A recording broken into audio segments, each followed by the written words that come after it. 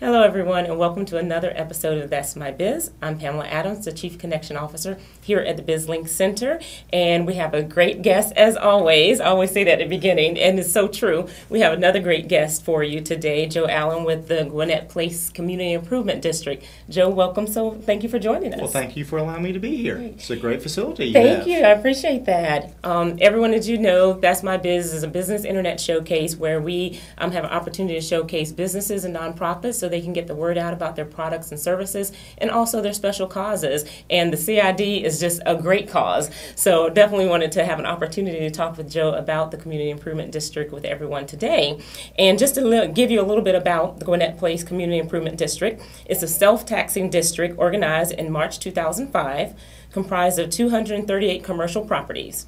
The CID's mission is to enhance the economic vitality of Gwinnett's central business district by strengthening the area's role as a center of commercial activity. In addition to the comprehensive planning for efforts to address traffic congestion, an area-wide branding and marketing initiative, daily community patrols keeping the area free from graffiti and litter, landscaping enhancements, infrastructure improvements, and promoting redevelopment opportunities, the CID Board of Directors remains committed to increasing the long-term economic sustainability of Greater Gwinnett Place. That's a lot. That's a big load. Yes, isn't it? Exactly. It's a big responsibility, but we appreciate it. I think we've noticed a difference since the CID has been in place. I've been in Gwinnett since before the CID. So there's a lot of great improvements that have happened. And before we get into some of that, let's first talk about you. You're the Executive Director. Yes. So tell us a little bit about your background and how you came to the CID. Well, I grew up here in Gwinnett County. I remember when Gwinnett Place was really the center of the universe. It was the only mall here when it opened back in the early 1980s, and we thought, wow, we've arrived. We've got our own mall. Right. We don't have to go down to North Lake or over to Perimeter anymore. And started working with Gwinnett County government, eventually becoming the Chief Deputy Tax Commissioner. And then left there, went over to the Gwinnett Chamber of Commerce, and was involved with them for a number of years. And that's actually how I got involved with the commercial property owners that eventually formed the CID here at Gwinnett Place. The Chamber made some of my time available to work with them to organize this. It was actually the Chamber that spearheaded the legislation that allows for CIDs, self-taxing districts, to be formed here in Gwinnett County. And Gwinnett now has 5 CIDs. I was about to say there's a number of them. Yes. And we were the second one formed. Evermore on Highway 78 was the first. Then we were formed Gwinnett Village, which is to our south of Jimmy Carter Indian Trail Beaver Ruin area, Lilburn CID along Highway 29, and the newest one was up in Brazelton that had formed probably about a year or so ago.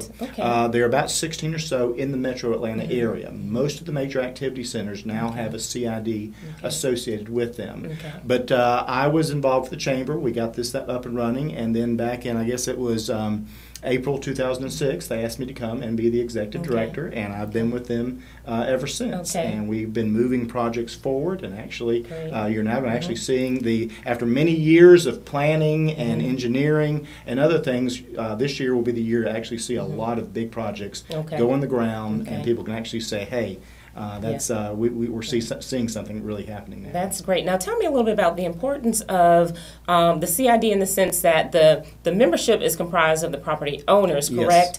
And then so tell me kind of how that works with those, of course, like myself, who is a business where our property owner is a member, but then how we also get involved. Well, it is by the legislation, only the property owners, they voluntarily say, I want to join a CID.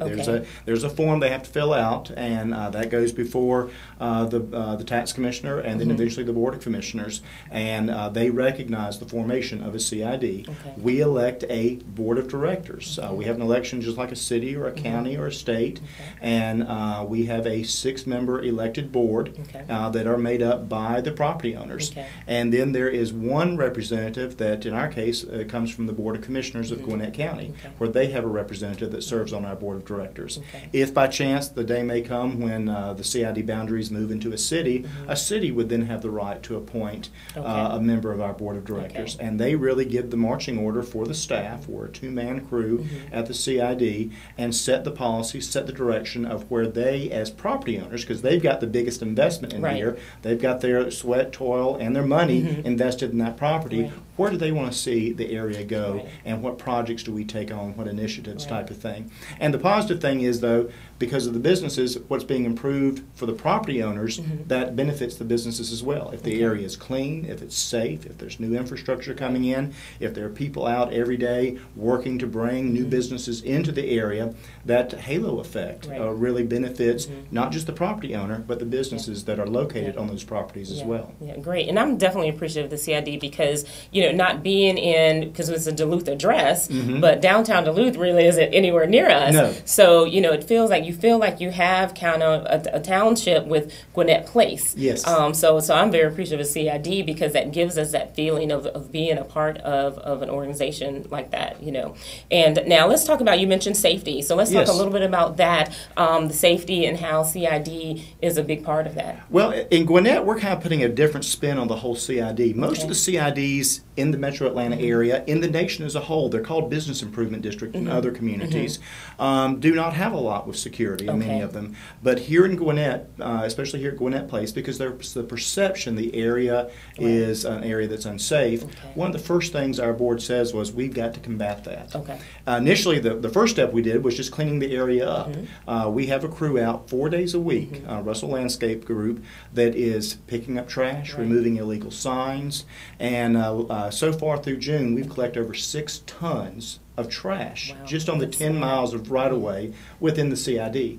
Last year, we collected 19 tons of trash. But we also, as a part of that, have a daily community patrol. Okay. 7 days a week, Okay. that there are people out driving the area, Right. assisting motorists, assisting shoppers, keeping an eye on the area, working very strongly in partnership with Gwinnett County Police. Wow.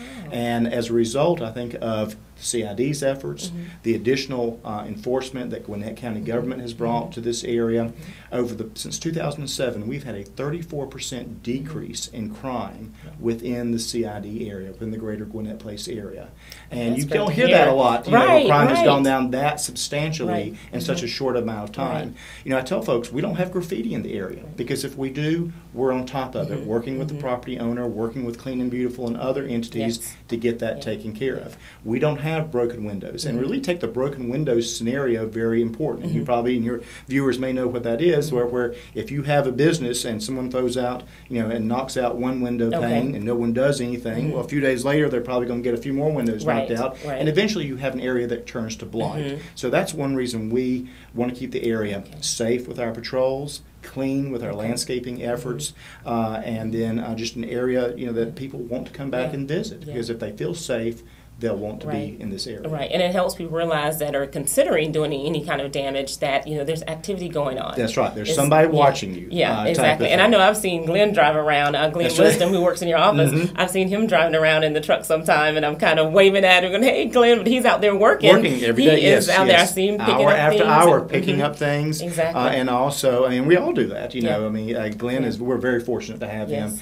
He has a real passion for this area. Yeah, he's been doing a fantastic job, Yes, too. he has. And let's talk a little bit about the traffic improvements. Yes. I've seen a lot of things going on, a lot of activity and construction going on. So let's talk about that a little bit. Well, I'll tell you, one of the first things we did was something we thought fairly simple, and that was we initiated a traffic signal optimization program. Okay. And that's basically where we have crews out every month, making certain that traffic signal A is talking to B and C. They're also out observing the traffic patterns, because patterns do change from summer months when kids are on vacation to the holidays when a lot of people are in the area type of thing. So as a result of that, we've actually on Pleasant Hill Road, since we implemented that several years ago, have had a 39% decrease in delays. Right. So again, we're doing what we can to squeeze as much efficiency out of the existing system to keep people, efficiently motoring through the area. And that's one thing in the studies we've done, people say is, I don't come back to Gwinnett Place, and it's not because of crime, it's not because of other things, it's because of traffic. Yes. And so that's one thing we could do very quickly. Our biggest initiative, though, and actually construction will be beginning in the next coming weeks, this summer, is the diverging diamond interchange for Pleasant Hill Road at Interstate 85.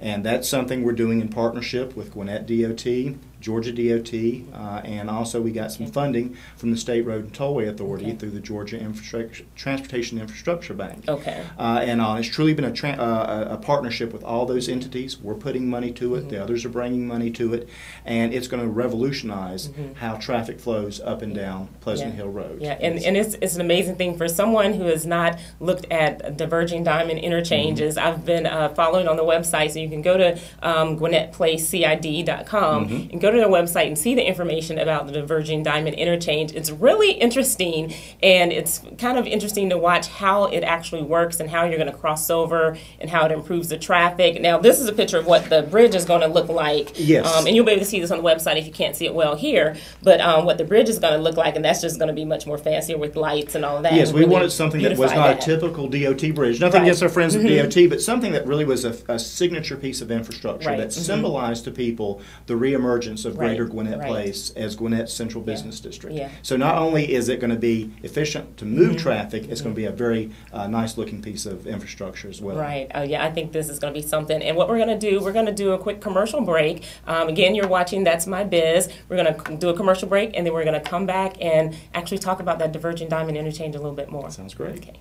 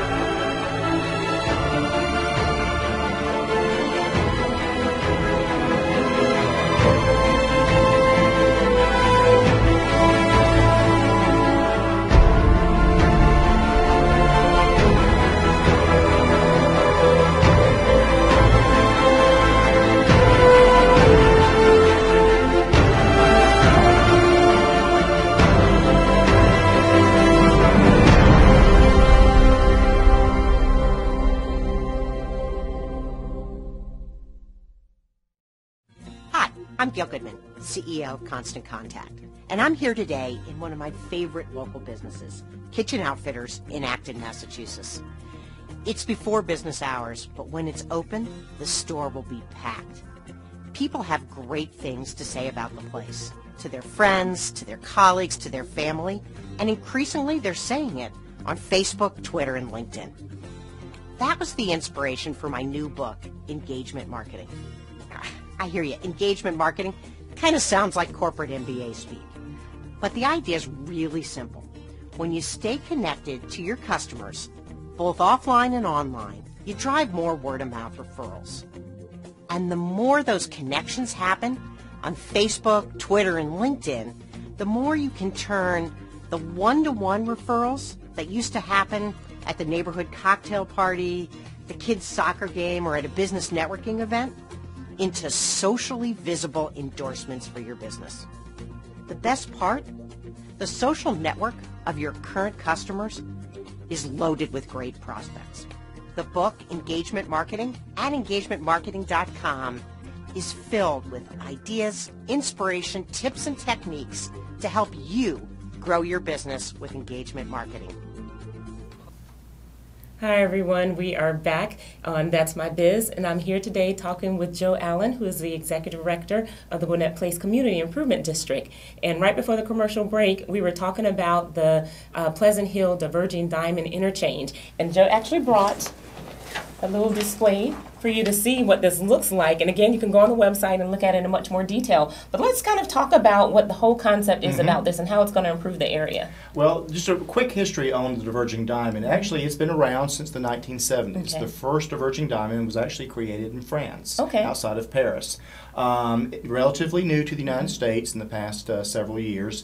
First one opened up probably about 3 or 4 years ago in Missouri. There are now 6 that have been opened since then, and several more across the United States under construction. And the newest one here in Georgia, actually the first one here in Georgia, was with the Perimeter CID at Ashford Dunwoody. And so we will be Gwinnett's first diverging diamond. And they just opened a Perimeter, right? They just finished it. Yes, this past June and all. So it's been relatively new and it's working very well there. But basically how you get your efficiency is you're actually going to cross to the opposite side of the roadway and you push over. And what that does is it allows for a continuous left turn onto the interstate. And in our case, if you're familiar with the area, you know you have 3 through lanes coming through, which you then have to merge into 2 to go across and 2 to turn now. With this, we'll be able to open up an additional 3 lanes so the cars will not get trapped.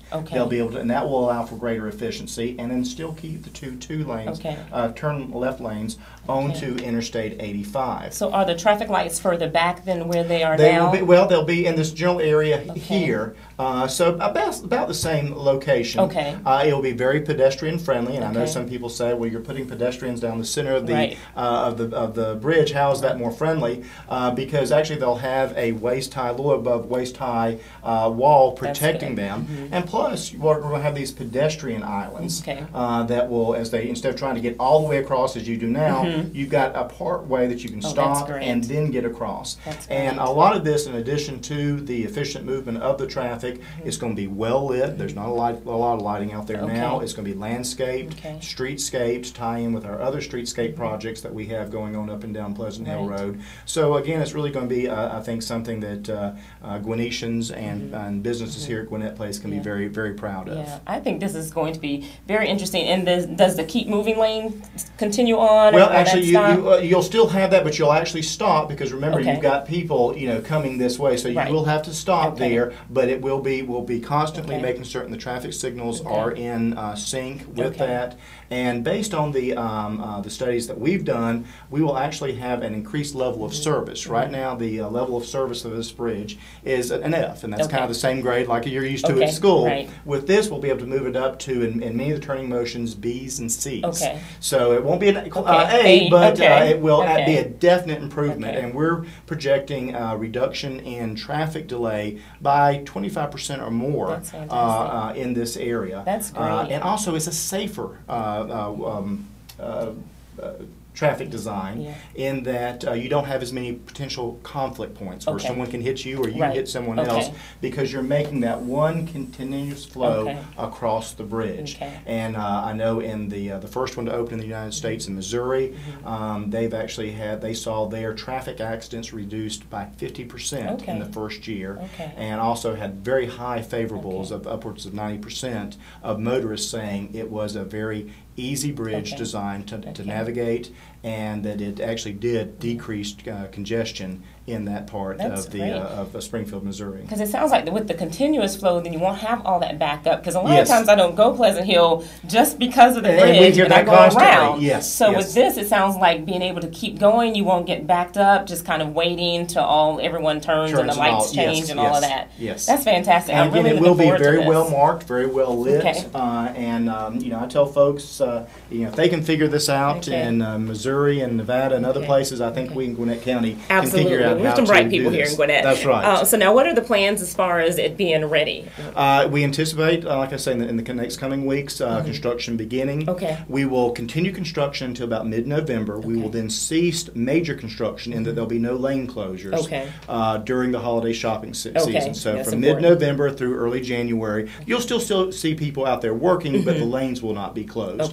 And then we'll take back up early part of next year and finish hopefully before this time next year, so by summer of next year. We're planning on it taking about a year to get everything. That gives us time with any type of weather delays or anything unforeseen that we may run into. Okay. Well, I am certainly looking forward to that. And while we're talking about a lot of different initiatives the CID has put in place, even some simple things I think that make such a big difference, where we've put in the different signage. There's been more beautification from the landscaping, trash cans, more seating out along sidewalks, and even sidewalk projects as well, right? Yes, we've actually, we are in the middle of construction right now of 3 streetscape projects that will have, as you say, the trash cans, the benches, the bus shelters as part of that, and as well as landscaping. We've got 6 sidewalk projects that are underway right now as well. So we've really trying to change the look, the appearance of the area.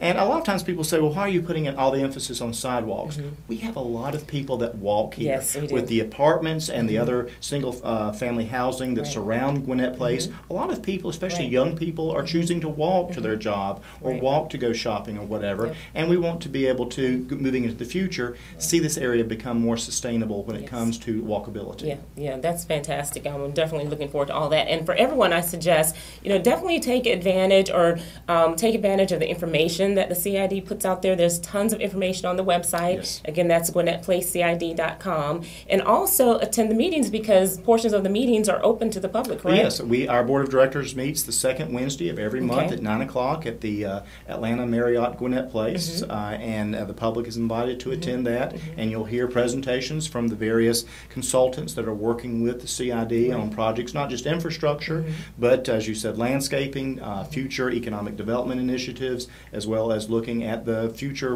where we want to see this area transition over the next decade or so. Exactly. Now tell me how you all are involved with Gwinnett County, the Chamber, and other economic development Well, it's truly a partnership, and I think that's one thing that makes Gwinnett County as a whole great is people work together, and we're no different here.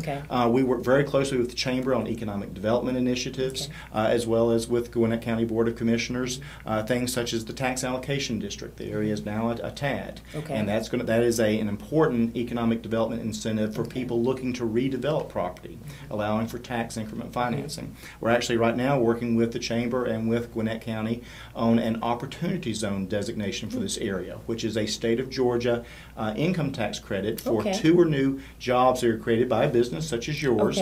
They get a $3,500 tax credit if they're located within a parcel that's within that opportunity zone. And also the county has got several incentives that if you locate within a CID and you're certain they are targeting certain types of businesses, if you're one of those businesses located in a CID, there's economic development incentives there as well. Great. And is that information on your website too? Oh, that's on the website as well. As probably the best website is the Gwinnett Chambers, revitalizegwinnett.com, which gives a lot of information about tax allocation districts, opportunity zones, and CIDs as well. I'm definitely writing that one down. It's in my memory bank. I'm going to come back and watch the show and make sure I look into that a little bit more. I'm really interested in finding out more about that.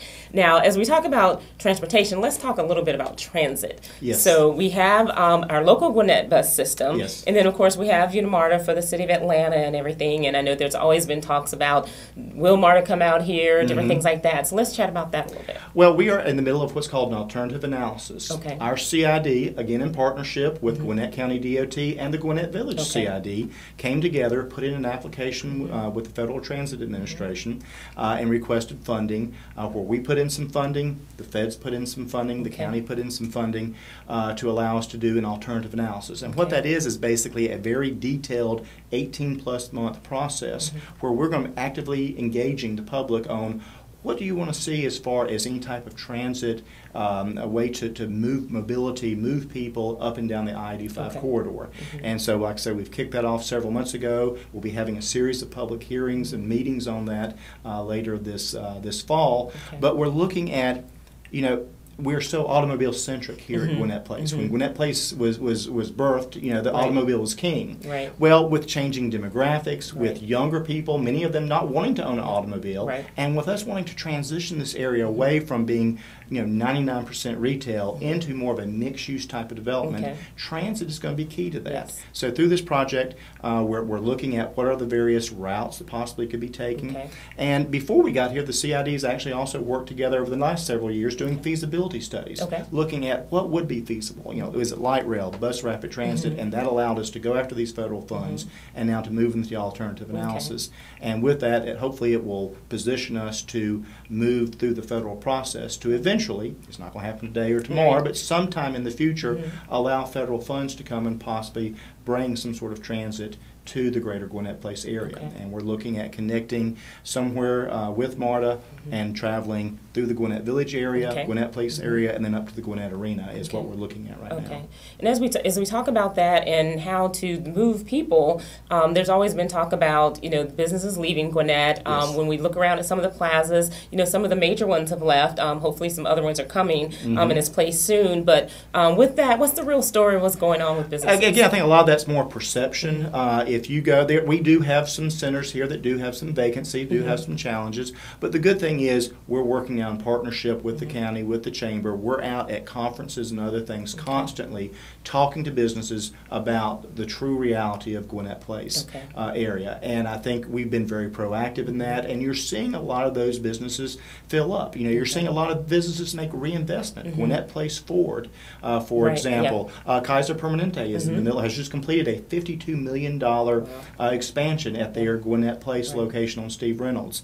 Many other businesses doing that as well. The Circuit City, when Circuit City went bankrupt at a national level, we had one, so we lost that. But that is now being transformed, redeveloped into a studio movie grill that will open later this fall. So we're seeing a lot of those type of new synergy come back into the area. That's great. And also, I think with the demographics, it's a very exciting area with people from diverse cultures coming in and truly being a melting pot. And that's exciting for Gwinnett County and I think specifically for this area. And I think if I heard correctly, Gwinnett has the largest number of different nationalities. That's my understanding. We are a minority-majority community now, officially, and all. So that's exciting, to have all that. To go, one night you can have Chili's or Red Lobster or whatever, but you can also then go and have Vietnamese, Korean barbecue, Chinese, whatever you want. It's all right there at Gwinnett Place. That's right. That's fantastic. And you mentioned with Gwinnett Place Mall, so they've been around for 30 years. Yes. So what are some of the plans for the future? Well, we have just actually just finished up in the last couple of weeks what's called an LCI study, a Livable Centers Initiative funded through the Atlanta Regional Commission. And again, this was something in partnership with CID, Gwinnett County Board of Commissioners, and the Atlanta Regional Commission, looking at where do we want this area to go in the coming years. And so through a series of public information meetings, we had charrettes and other things where we brought in community last fall, earlier this year, and saying, where do you want this area to go in the next 5, 7, 10 years? And so we got a lot of that and pulled that all together into a concept implementation plan. And so that's also on our website. Click on the LCI logo on the home page there. And you can see, a very lengthy report, but also where this area could go, of transitioning, reimagining Gwinnett Place Mall, reimagining some of our larger centers to become that area that we talked about with some more green space, with housing. That's going to be, that to me is the key to the area. We've got to bring residential, high-end residential into this area, create that environment that young professionals, the aging baby boomers that want that same type of urban lifestyle, well, they can find that here at Gwinnett Place in the center of Gwinnett County. And so we've kind of pulled. Place. Oh, it is. Yes, I grew up here, like I said, and it's still. I think it's actually more dynamic, more exciting today than it was back when in the early 1980s. Right, and everyone, we really aren't that far away. A lot of times people go, "Oh, you're way up there." It really isn't that far. Once you drive it one time, and like I said, for everything that's here, there's a lot to do when you do come. So it's not a matter of just coming for one thing. There's a lot that you can do. The area is definitely growing. It's improving. So we want to make sure that you all make it out here to Gwinnett and see everything that there is to offer here in Gwinnett. Now, I want to ask you one question before we close with how to get in touch with you and all of that. What advice do you have for other areas that want to start a CID? Well, feel free to contact me. I've done that several times, talking to communities. It does need to be a commercial area. This does not apply to a neighborhood or anything like that. It is strictly commercial by state law. But that's something that a lot of places are now looking at. Again, since we started, we've had several here in Gwinnett. I know a lot of other places are looking into that, so we're available to assist, and because I think rising tide lifts all boats, and that's really what CIDs do. We're out there every day with a constant focus on a very specific area to make certain that area improves and gets better day by day. Great, great. Well, we thank you so much for everything that you've done over and it hasn't been that many years, so over a few years that the CID has been in existence, because I've definitely seen the changes as I drive around, and because I remember when you all first started, I worked with you early on in my business. That's right, kind of doing one of the first versions of the website for you all, so I got a really inside opportunity to see everything that the CID was being a part of. So certainly, again, go out to their website. So it's GwinnettPlaceCID.com. And then, Joe, I'll let you give your contact information as well for everyone. Yeah, it's if I can also mention, if you go to the website, click and become a fan on Facebook or follow us on Twitter. We're constantly putting information out there about new businesses moving in, our projects, status, things of that nature. But you can reach me atjallen, Jallen, at GwinnettPlaceCID.com. The office number is 678-924-8171, and we're here to serve and keep making Gwinnett Place the place to be. Fantastic, Joe. Thank you so much. And I also don't want to forget, go out to visit GwinnettPlace.com. Glad you mentioned That's a great website that lists the local businesses in the Gwinnett Place area. So when you're planning your trip, if you're not in Gwinnett already, or even if you are and you want to know some other places to go to, definitely check out GwinnettPlace.com. Joe, we thank you so much for joining us. Some great information. Thank you for just sharing all of this content. We hope that more and more people get involved, and I look forward to attending more of the Gwinnett Place CID meetings. Look forward to seeing you there. Thank you, everyone. This has been That's My Biz. Here, I'm Pamela Adams, the Chief Connection Officer at the BizLink Center, where we film live the That's My Biz show. For more information, go to www.bizlinks, that's BIZLYNKS.tv. Until next time, let's connect.